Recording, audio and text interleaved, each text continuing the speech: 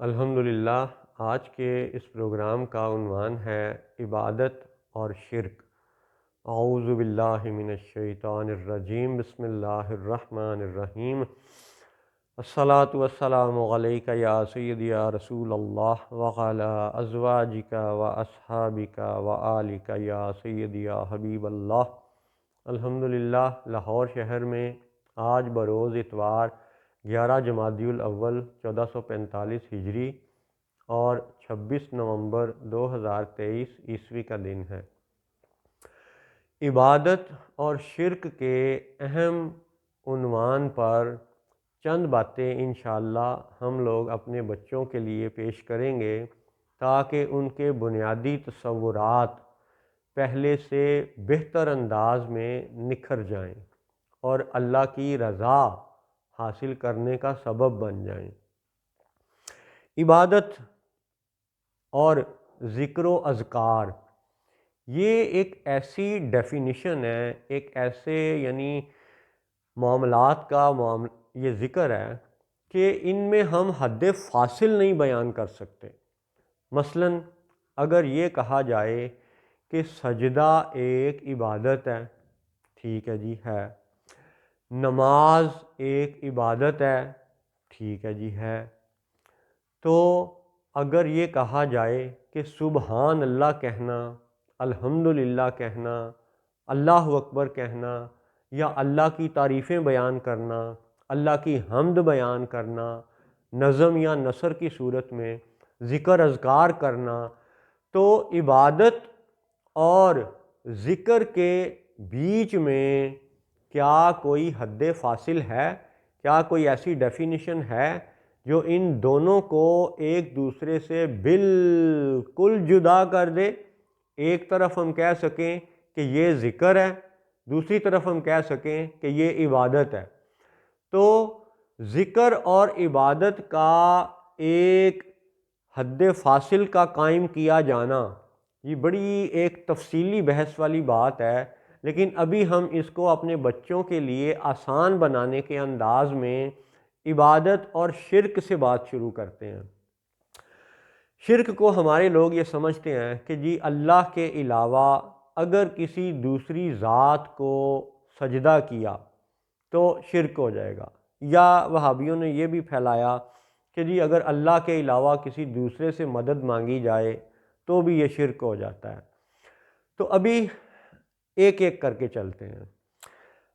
سجدے کے حوالے سے عبادت کو زیر بحث لاتے ہیں کہ جب اللہ تعالیٰ نے آدم علیہ السلام کو تخلیق فرمایا اور فرشتوں کو حکم دیا کہ آدم کو سجدہ کرو، تو سب الہامی کتابیں اور ہماری یہ قرآن و حدیث اور روایات کی کتابیں، تفسیر کی کتابیں یہ ہمیں بتاتی ہیں، ہمارے استاد پیر و مرشد ہمیں یہ بتاتے ہیں کہ جنت پہلے بن چکی تھی، دوزخ بن چکی تھی، فرشتے بن چکے تھے، جن بن چکے تھے، بعد میں کسی وقت جا کے آدم علیہ السلام کی تخلیق ہوئی۔ تو سجدے پہلے سے جاری تھے، یعنی اللہ کی عبادت پہلے سے ہو رہی تھی، اللہ کا ذکر تسبیح سب کچھ پہلے سے جاری تھا، عبادت بھی ہو رہی تھی، ذکر و تسبیح بھی ہو رہی تھی، یہ سب معاملات چل رہے تھے، اور فرشتے اور جن مخلوق ہو کے، عابد ہو کے، ذاکر ہو کے اللہ کی عبادت کر رہے تھے۔ پھر اللہ نے یہ چاہا، یہ پسند فرمایا کہ اب یہ آدم کی تخلیق ہو گئی، تو چلو فرشتوں اب آدم کو سجدہ کرو۔ اب یہ بڑا ایک آسان فہم سا نکتہ ہے کہ عبادت پہلے سے جاری تھی، سجدے پہلے سے جاری تھے، تو جب اللہ نے یہ فرمایا کہ آدم کو سجدہ کرو تو فرشتوں نے یہ نہیں پوچھا کہ یا اللہ سجدہ کیا ہوتا ہے، ہمیں تو پتہ ہی نہیں، ہمیں بتا کیسے کرنا ہے۔ پھر اللہ بتاتا اور پھر وہ اگلی بات ہوتی، ایسا نہیں ہوا۔ یعنی جب اللہ تعالیٰ نے فرمایا کہ آدم کو سجدہ کرو تو ابلیس نے یا فرشتوں نے یہ نہیں پوچھا کہ سجدہ کیا ہوتا ہے۔ اس کا مطلب ہے سجدے پہلے سے جاری تھے اور وہ جانتے تھے کہ سجدہ کیا ہوتا ہے۔ فرشتوں نے کر دیا، ابلیس نے نہ کیا۔ اچھا، اب پھر اللہ نے سوال پوچھا کہ بھئی ابلیس تو نے کیوں نہ کیا، پھر اس نے جوابات دیے۔ ہم عبادت اور شرک کے تصور کو سادہ لفظوں میں سمیٹتے ہیں کہ سجدے جب پہلے سے جاری تھے اور وہ عبادت تھی اور وہ آج بھی عبادت ہے، تو اللہ تعالیٰ نے خود عبادت کے معاملات میں ایک نئی بات کا اضافہ کیا، ایک نئی بدعت حسنہ کا اضافہ کیا، آدم کو سجدہ کروایا، ایک غیر اللہ کو سجدہ کروایا۔ تو اب بات یہ ہے کہ جب عبادت اور سجدے جاری تھے تو اللہ تعالیٰ نے اس عبادت کے سجدے والے معاملے میں آدم کو اپنی رضا سے شریک فرمایا۔ آؤ بھئی فرشتوں، آدم کو سجدہ کرو۔ تو کیا یہ اللہ کی رضا سے آدم کا عبادت کے معاملے میں شریک ہونا نہیں کہلائے گا کہ اللہ نے خود شریک فرما لیا کہ بھئی آدم میں نے بنا دیا، آؤ فرشتوں سجدہ کرو؟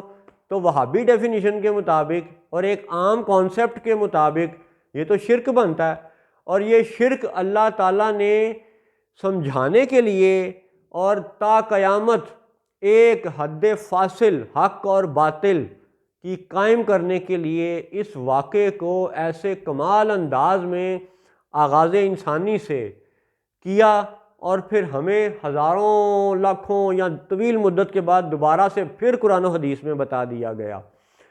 یعنی سجدہ عبادت پہلے سے تھی اور اللہ نے اپنی رضا سے آدم کو علیہ السلام کو اس عبادت اور سجدے کے معاملے میں شریک فرمایا کہ چلو بھائی فرشتوں اب اس کو سجدہ کرو۔ اب عام ایک مسلمان یہ کہے گا کہ نہیں نہیں جی وہ تو شرک نہیں تھا۔ اچھا بھائی شرک نہیں تھا، مان لیا شرک نہیں تھا، تو پھر شرک کی ڈیفینیشن دوبارہ سے بیان کرو۔ اگر آدم علیہ السلام کا سجدے میں شریک کیا جانا اگر یہ اللہ کے حکم سے نہیں تھا، ٹھیک ہے، تو پھر شرک کی ایک نئی ڈیفینیشن بیان کرو۔ شرک ہوتا کیا ہے؟ شریک ہونا۔ تو آدم علیہ السلام پہلے نہ تھے، سجدے صرف اللہ کے لیے تھے، پھر آدم علیہ السلام تخلیق ہوئے اور سجدے جو پہلے سے جاری تھے ان میں آدم علیہ السلام کی شراکت ہمیں یوں نظر آتی ہے کہ اللہ خود فرشتوں کو حکم دیتا ہے کہ آدم کو سجدہ کرو۔ اس کا مطلب ہے کہ آدم علیہ السلام کا اس معاملے میں شریک کیا جانا یہ اللہ کی رضا سے ہے، لیکن پھر بھی مسلمان یہ مانتے ہیں کہ یہ شرک نہیں ہے۔ تو پھر شرک کی ڈیفینیشن کیا ہوگی؟ یہ تھا ہمارا آج کا پہلا ایک ابتدائی سبق اپنے بچوں کے لیے، ایک فوڈ فار تھاٹ کہ سوچیں، اور پھر انشاءاللہ اللہ نے چاہا تو اگلے پروگراموں میں عبادت اور شرک کے معاملات کو مزید زیادہ آسان لفظوں میں تفصیلی نکات سے قرآن و حدیث سے بیان کریں گے۔ السلام علیکم ورحمۃ اللہ وبرکاتہ۔